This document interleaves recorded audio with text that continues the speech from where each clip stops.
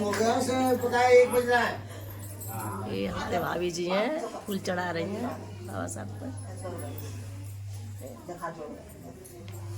जल्दी कर दिया सभी लोग बोलेंगे साधु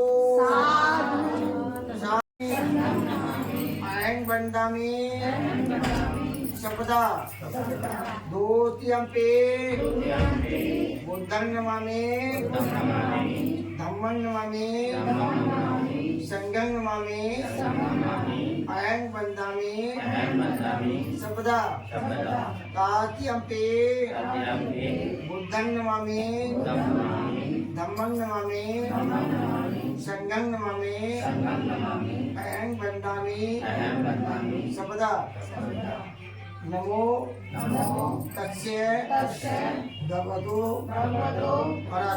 अरहतो सम्मा सम्बुद्धस्य नमो तस्य भगवतो सम्मा सम्बुद्धस्य नमो तस्य भगवतो अरहतो सम्मा सम्बुद्धस्य बुद्धं शरणं गच्छामि धम्मं शरणं गच्छामि संघं शरणं गच्छामि द्वितीयम्पि बुद्धं शरणं गच्छामि द्वितीयम्पि धम्मं शरणं गच्छामि द्वितीयम्पि संघं शरणं गच्छामि तृतीयम्पि बुद्धं शरणं गच्छामि तृतीयम्पि धम्मं शरणं गच्छामि तृतीयम्पि संघं शरणं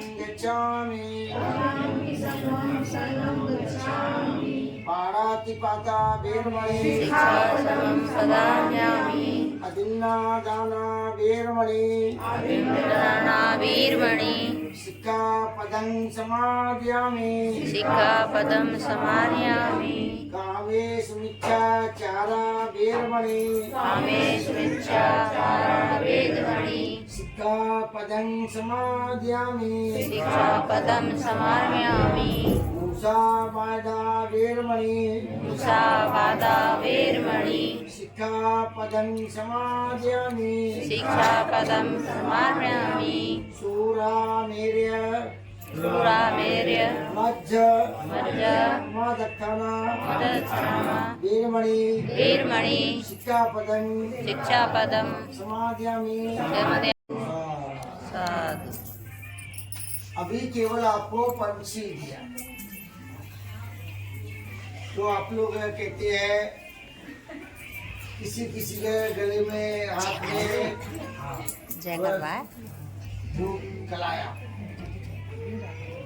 हमारे यहाँ कलाया हरा काला लाल कोई धागा पर्सी हमारे यहाँ कुछ बिल्कुल नहीं है। हमारे यहाँ केवल एक सफेद धागा होता है। और सफेद धागा क्यों होता है? सफेद धागा एक सुख शांति का होता है। और अगर मान लो हमने धागा दे भी दिया, और हमारी आदत यह है चुगली करने की, तो वहां धागा कोई काम नहीं करेगा। या किसी की बुराई करना,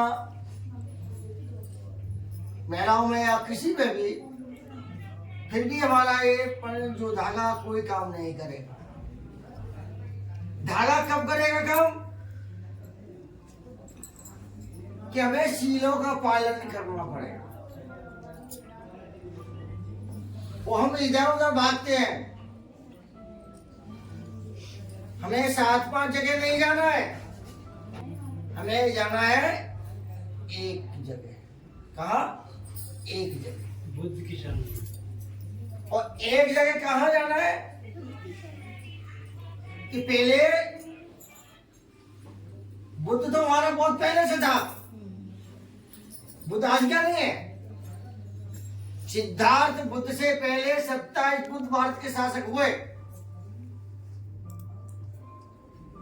उस समय बाबा साहब नहीं थे, और पहले हमें क्या चाहिए, हमें पहले बाबा साहब को भी लेके चलना है, उसके बाद बुद्ध को लेके चलना है। क्यों? आज जो आप लोग जो चमकीले कपड़े हैं, वस्त्र है, कोई हमें शेरा वाले ने नहीं दिए, कोई सी हरिया वहां उद्धार किसने किया, बताओ। और बाबा साहब ने हमारा एक माना जाता है, उसे कल का दिन था, कल को कितनी तारीख थी, 26 नवंबर सन 1949 को भारत का संविधान बनकर तैयार हुआ। आपका जिंदगी बनकर तैयार हुई। इससे पहले हमारी महिलाओं को ये घोंटू से कपड़े ऊपर लेके लगाने पड़ते, ये आगे बचानी पड़ती थी। ये सारे जाल बाबा साहब डॉक्टर भीमराव अम्बेडकर ने काट दिए। आज आप चमकीले कपड़े भी पहने हो, आपके नन्हे मुन्ने बच्चे पढ़ाई कर रहे हैं, अच्छे से अच्छे स्कूल में डाल रहे हो। कहां से आ रहा है पैसा, कहां से आ रहा है?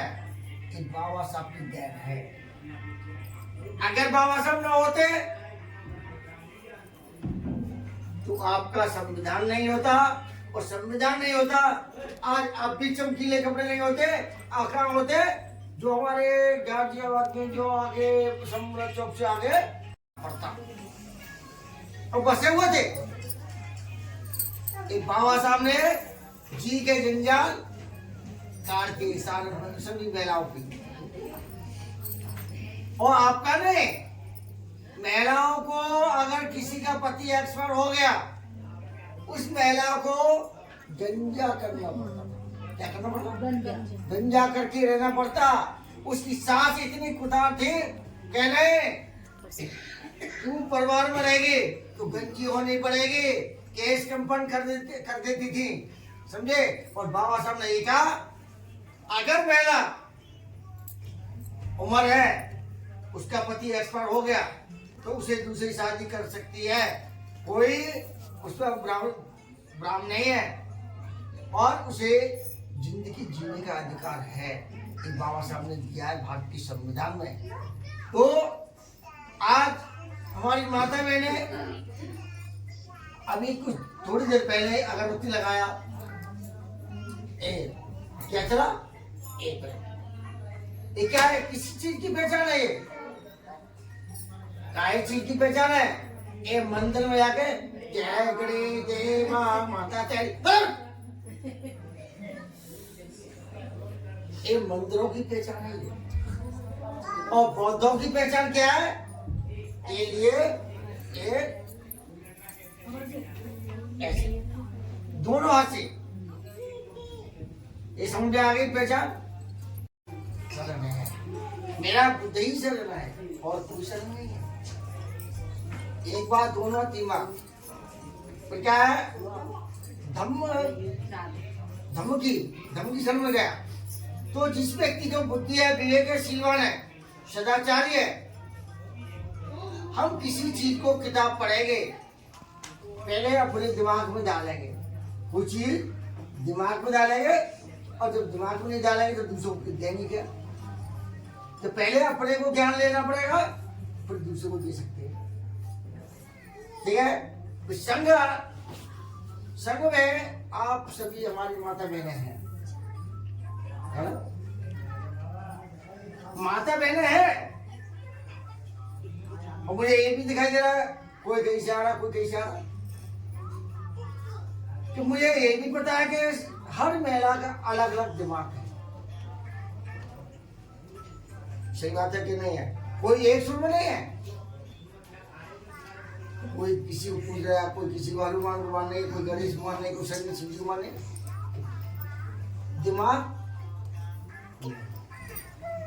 दिमाग जब है कि बाबा साहब को और बुद्ध ने आपको जीवन दिया, तो मैं बाबा साहब बुद्ध को जीवन है, तो बाबा साहब बुद्ध की तस्वीर होना चाहिए और प्रतिदिन हमें आराधना बुद्ध की नमन करना चाहिए। ये हमारा बुद्ध का बाबा साहब का नमूना है और ये करना चाहिए आपको। फिर आते क्या, नमो तस्य भगवतो अर्थो सम्मा समुद्रस्य। ये आपने कहा मैं उन तथागत अर्थ सम्यक समुद्र को नतमस्तक से प्रणाम करता हूँ या करती हूँ। एक बार, दो बार, तीन बार। प्रकार बुद्धं शरणं गच्छामि, मैं बुद्धि की शरण में जाता हूँ, माने मैं ज्ञान की शरण में जाता हूँ। बुद्ध का मूर्ति है, एक बुद्ध का पुतला है, बुद्ध तो नहीं सीखा किसमें?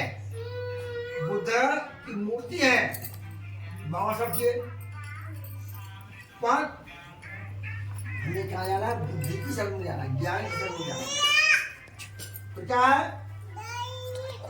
धम्मं शरणं गच्छामि। धम्म अनेक प्रकार के, हमें किस शरण में जाना, किस धम्म में जाना चाहिए? हमें अच्छा मार्ग देता है, हमें अच्छी शिक्षा देता है, हमें उसको धम्म को स्वीकार करना चाहिए। संग जुआरियों का संग है, चोरों का संग है, शराबियों का संग है, कबाड़ियों का संग है। हमें किस संग में जाना चाहिए? एक बाबा साहब ने 14 अक्टूबर सन 1956 को बुद्ध धर्म की शरण में गए। जब बाबा साहब ने कहा कि बुद्ध धर्म में बोला, बाबा साहब ने संघ में बाबा साहब शांत रह गए। तो बाबा साहब के गुरु थे कौन? भिक्खु चंद्रमणि। तो चंद्रमणि ने कहा कि बाबा साहब संघ का अनुमोदन क्यों नहीं किया? जब बाबा साहब ने कहा कि बंदे संघ अनेक प्रकार का है, हमें कौन सी संघ की आवश्यकता है? जब भिक्खु चंद्रमणि बोले कि हमें बुद्धवान संघ में जाना चाहिए, हमें पढ़े लिखे लोगों की संगत करना चाहिए, मूर्खों की संगत नहीं करना चाहिए। तो जब बाबा साहब ने बोला संगं शरणं गच्छामि, जो आज समाज में आप लोग देखते हैं, 4 लोग जुआरी मिल गए तो जुआरी जुआरी के समर्थन देंगे, शराबी शराबी के समर्थन देंगे। और मैं किसकी बात करना चाहिए? हमें पढ़े लिखे लोगों की संगत करना चाहिए, पढ़े लिखे बहनों की संगत करना चाहिए, मूर्खों की संगत नहीं करना चाहिए। ठीक है। अब आता है पारकी पाता वेरमणि सिक्का पदम समाधान। मैं प्राणी जीव हिंसा न करने की प्रतिज्ञा करता हूँ या करती हूँ। ये बाबा साहब ने कहा है कि मेरा बराबर का दर्जा है, कंधे से कंधे मिलके IAS बनकर एक ऑफिस में बैठ सकती है, एक चेयर में बैठ सकती है।